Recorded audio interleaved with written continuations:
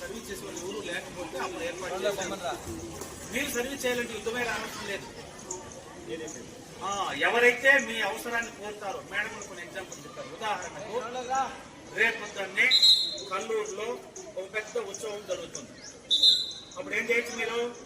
మీ team leader ఎవరు? మేడమా సారా? వాడిచ్చే ఆదేశాలతో పిల్లలు కూడా మళ్ళీ లీడర్ని పెట్టింటారు. మీరు అక్కడ వచ్చినటువంటి భక్తులకి సర్వీస్ చేయొచ్చు. ఇమ్మీడియట్ గా అదే అది కొన్ని కార్యక్రమాలు చేయొచ్చు. కాబట్టి ఏదైనా ఎక్కువ ఇది జరిగింది, హాస్పిటల్లో కూడా మీ సర్వీస్ అవసరమైతే చేయొచ్చు. మీరు అర్థమైందా? సార్ చెప్పాడు. మిమ్మల్ని చూసి మిగిలినటువంటి పిల్లలందరూ కూడా ఫాలో అయ్యేటట్టుగా మీరు అంత గొప్పగా ఉంటారని ఆశిస్తున్నాను. ఓకేనా? 2 నిమిషాలు అటెన్షన్ ఉండలేకపోతే ఎట్లా? ఎండకు తట్టుకోలేకపోతే ఎట్లా? Okay, thank you.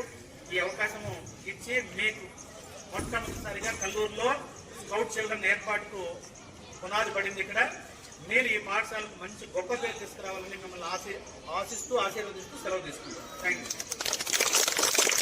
Okay, thank you sir. Doctor గారు కూడా 2 మాట్లాడారు పిల్లలు ఉద్దేశించి.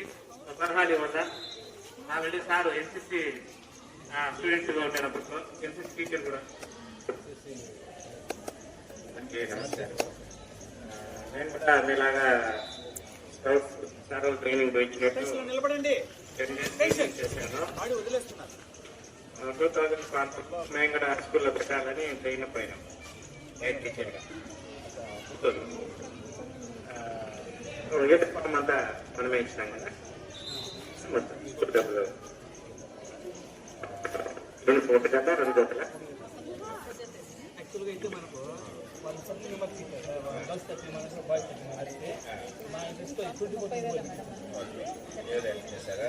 కొంచెం సైడ్